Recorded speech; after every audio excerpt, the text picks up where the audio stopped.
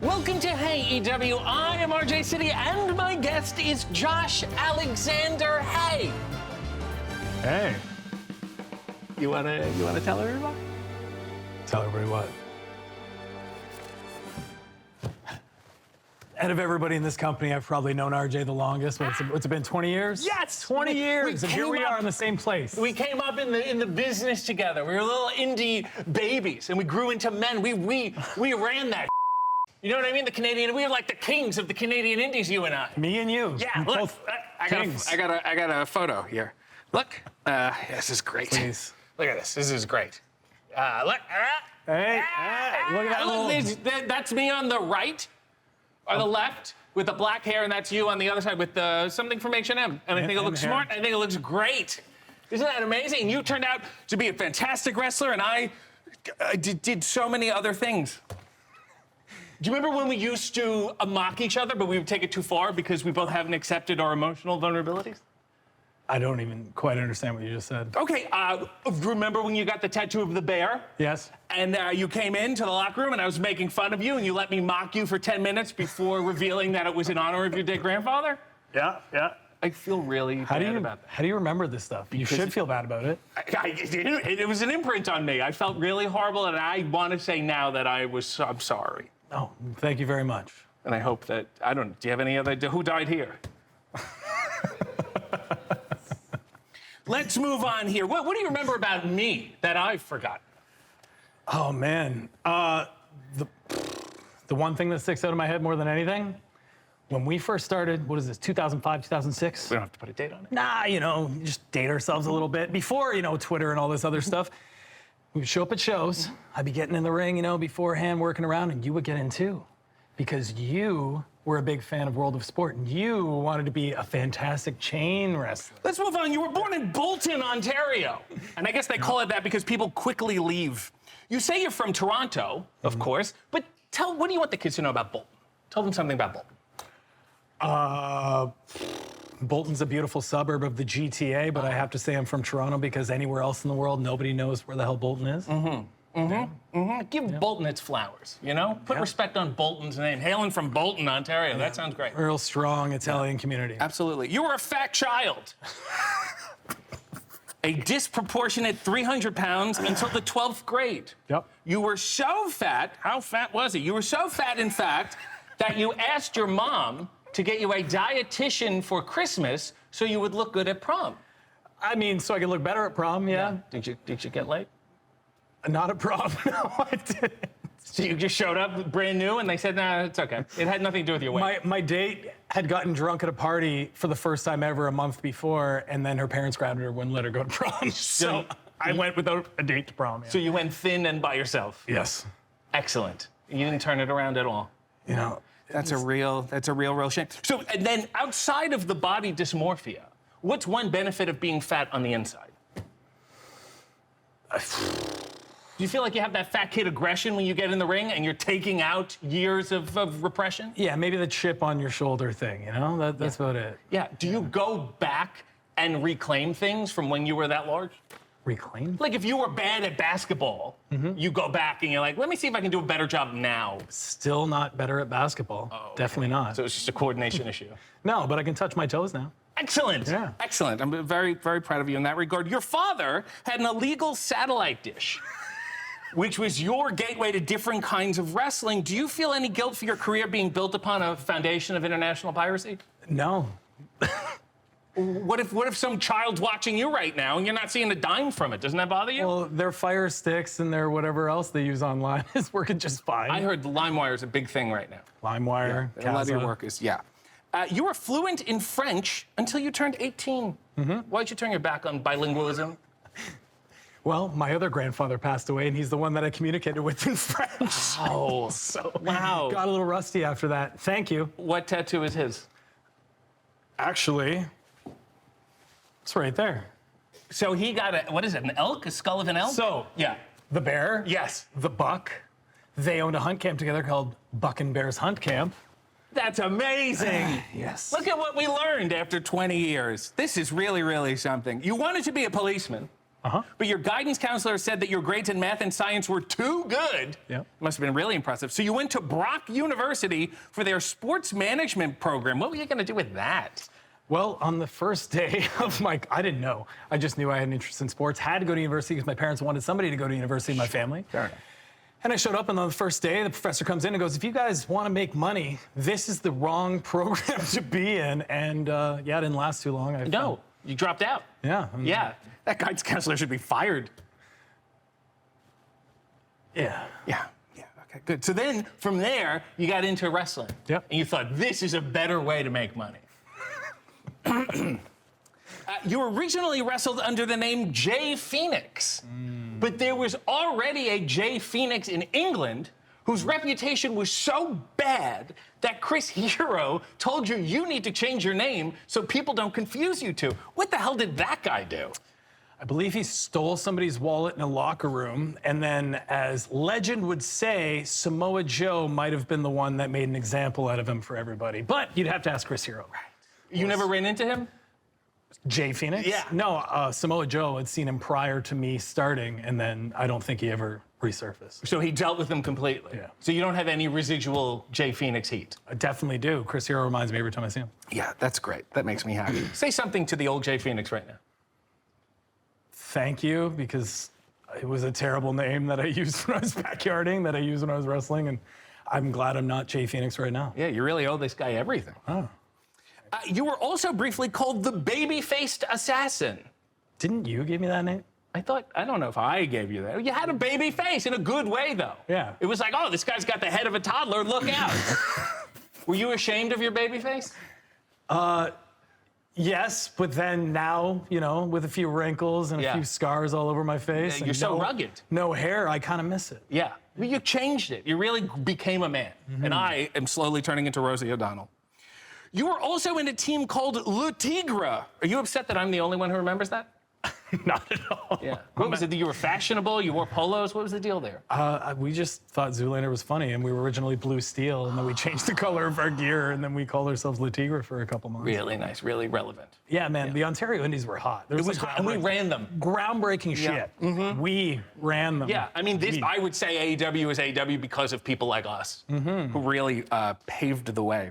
You are now the walking weapon, a grenade with feet. Explain it. A grenade with feet? Yeah, well, why not just call yourself Weapon? I mean, I don't know. I didn't come up with the name. Well, what about your walk is so special? I have a good little saunter going on. Can we see it now? Can you just want me walk to do across? an example? Yeah, go over there and just walk across. Yeah, let's see. Let's see a little walk. Let's see the walk here. Here we go. From here? Yeah, that'd be great. To where? Just to there. Check that walk out. You see that? Excellent. All right. Excellent. Now maybe a stroll. Try a stroll. I don't even know how to do a stroll. What about a waddle? I left those days behind me a long time ago. Well, I didn't mean to. What about limp? Do you do a limp? After every Wednesday night. Excellent. Until Oh, for the Thursday. wrestling. Yeah. Sorry. I was very confused. You broke your neck twice. Yep. What didn't you learn the first time? To wait and actually rehab it, because I came back after 6 weeks. Right. Yeah. So you break your neck. You don't really tell anyone. Because you don't want to blow your chances with Ring of Honor. You thought, I'm going to get signed. They're going to sign this guy with a broken neck. Really hopeful. Yeah. Because Kurt Angle had one broken neck and talks about it forever. And you're like, let me outdo that guy. Yeah. I understand. The first time, they fused your C5 and C6. Yeah. Then the second time, they fused your C4 and C5. So the C5 is just totally gone now? I suppose it would be. It's just one big lump? Yeah. Did you get shorter? No, I don't know. I never measured myself. Did you ever look at an x-ray? Did you ever talk to a doctor at all?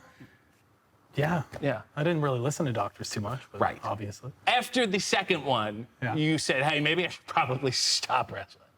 Yeah. Well, no, the doctor told me I had to stop wrestling. Okay, so you retired, you had a retirement show, and you even wrote an article entitled, Why I'm Walking Away from Wrestling. Then the doctor said, you know what, it's not that bad. Just do some rehab and you can come back. You must have felt like an idiot. Well, I woke up from surgery and he told me he didn't have to fuse the second level. He was like, surprise! Yeah, he's like, it wasn't as bad. And I was just like, oh, wow. Okay. And he's like, you can go back to wrestling, just actually rehab this time. Wait, was this the same doctor that told you were going to have to retire? Yes. Was he licensed? It's Canada. I don't know. Yeah, it's fair enough. Free, it's free. though. You get what you get. Yeah. I understand. So now you do so much rehab. The doctors have told you that your neck is going to be the last thing to go on your body, if anything. I don't know if the doctor said that, but You said that? he said that in passing. He Who was is like, this guy? It's titanium now. You'll be fine. Has he not gotten kicked out of the I don't medical keep field? track, man. Okay, I've because never he was talked to him again. completely. I would hope not. Yeah. What do you think's going to go on you next? Anything but my neck, hopefully. Excellent. You should have just done the neck My exercise. patience, if this continues. This is amazing. Look at us. Look at us. Isn't this a journey? This is The fantastic. kings of Ontario indie wrestling. Your right here. finishing move is a double underhook pile driver called the C4 Spike. Is that for the vertebrae, or are you just looking for an endorsement deal? C4 Spike. Yeah. What is Isn't that the name of endorsement? Isn't that the drink? Oh, I don't drink energy drinks. I didn't even know. No, yeah, it was a play on words with the Yeah. C4 in the neck and the spiking on the thing. Because I have a move called the Woo Energy Bomb. Also, I'm a walking weapon, and C4 is an explosive. Woo energy bomb. Ah, that makes sense. I get it. That makes sense. And it's all coming together. I'm so glad we still have our chemistry. May 2021, you get kicked in the ear, and it explodes. 2021. Yeah, that's what it says. That's what you 2012? said. Shh. You get kicked in the ear and it explodes. Yes. It's dangling off your head, and you had to have it surgically reattached. Yes. And the doctor said, hey, can you stop wrestling for a minute? And you were like, no. So thus the headgear was born. Yeah. How many people think you have cauliflower ear, and how many people think you just have sensory overload? I don't know, but a lot of people think I look stupid.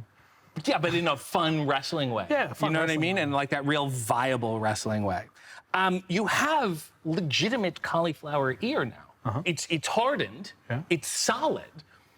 So you don't really need the headgear anymore?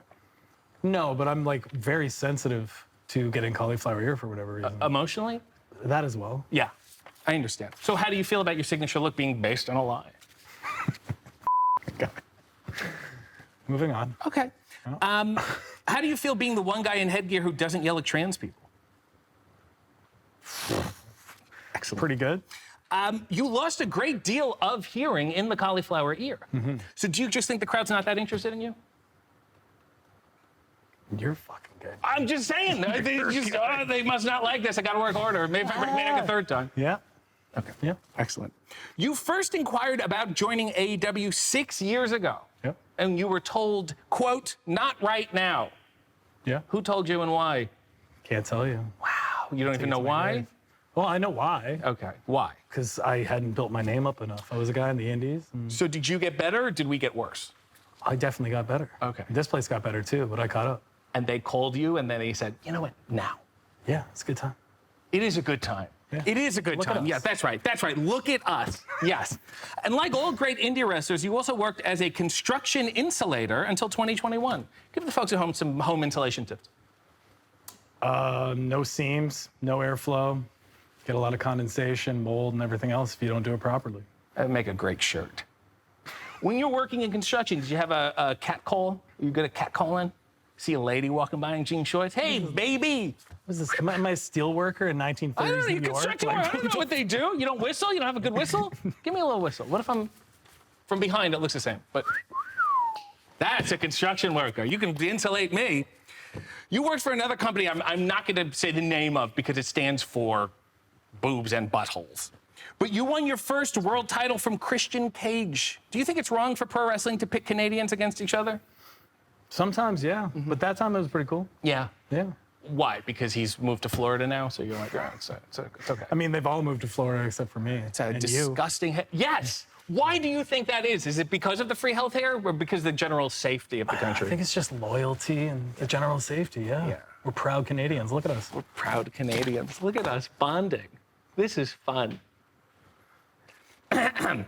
You also had an extended heated feud with Bully Ray. Yeah. Do you think he's the best wrestler of all these Sirius XM radio hosts? 100%. Yeah.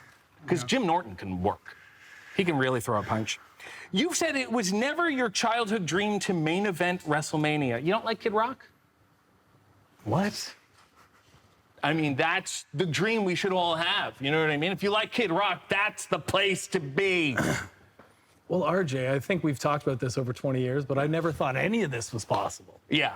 Yeah, but it would have been better if he was like, with his hat on, right? Then you really, this is what I dreamed I about. prefer Fred Durst. It is your dream to compete in the G1 Climax. Yeah. You said it is, quote, a goal forever until it never happens.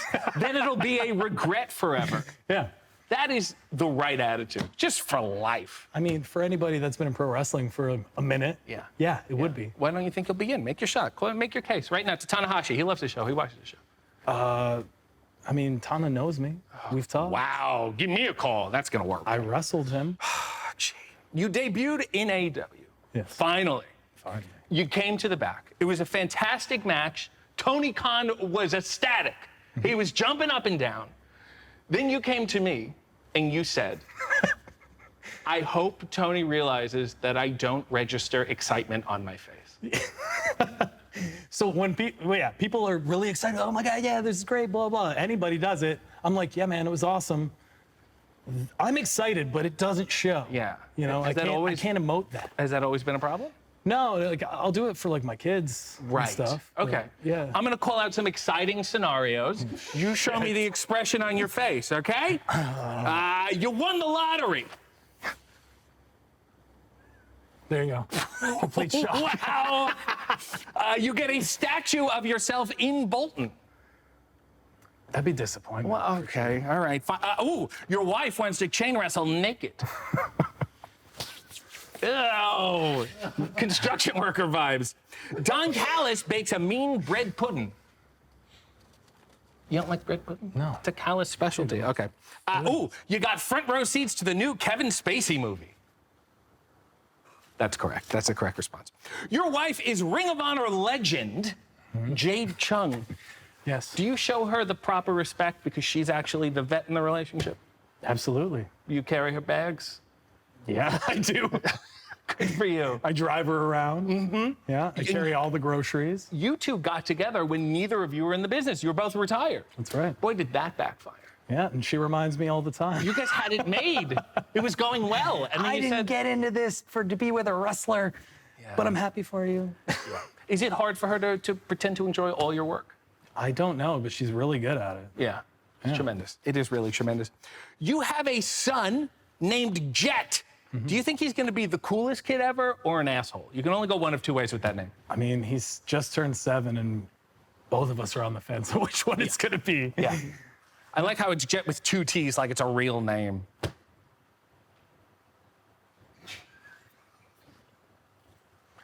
Oh, so you did it so you could get the tattoo? No, is that why you did it? Just he said, if I have just Jett, I have the pinky finger there, nothing's gonna happen. Let's give him another T. It doesn't change the pronunciation, who cares? Yeah. Okay, that makes a lot more sense. He is a big wrestling fan. Huge. He wears the headgear, his little outfit. He's walked you to the ring multiple times. He knows everybody. When are you gonna discourage him from getting into this business? Just want him to be happy. He was almost born at a wrestling show. Excuse me? You didn't know this? No, I didn't know this. I wrestled a match in Mississauga at the Don Colive Arena. Get out of here. Very much enjoy it. I get to the back after the match, blah, blah, blah, main event, whatever it was. I check my main phone. event. Just had to Okay, slip that calm in, guys. down. King of Canada. Anyway, check my phone. My wife goes, oh my God, I think I peed a little bit. Bring me your towel after you're done changing. Because she's pregnant. Women pee And then all the wrestling time fan, when you they're pee all pregnant. the time. Turns out her water broke at the show because my match was that exciting. Wow. And Jett was born 2 months premature. Wow. So you really jeopardized him from the beginning, and you've continued that. Yeah, blame it on me. Yeah, and you say, hey, don't worry, you're on my hand. That's really excellent. Is he going to watch this? Yeah, probably. What do you want to say to him right now? What do you want to say to Jett? I love you, Jett. But please listen to Mom and Dad every once in a while. Because we'd rather you be the coolest kid in the world, not an asshole. Do the opposite of everything your parents have ever done. I'm doing you a favor. What would you say to young me? If you had to go back and see young me when we first met, what would you say? Dump Joey Valentine and stop being a wild stallion? Well, this has triggered multiple events from my youth. But I want to say, I love you. I'm proud of you. Even though you're sort of dressing like this, you've got the track jacket with the chest hair, and it's confusing. I'm not ready for it. But like a phoenix, you have risen from the ashes and have changed your name and broken your neck twice. It's been a pleasure. We can go back to not talking.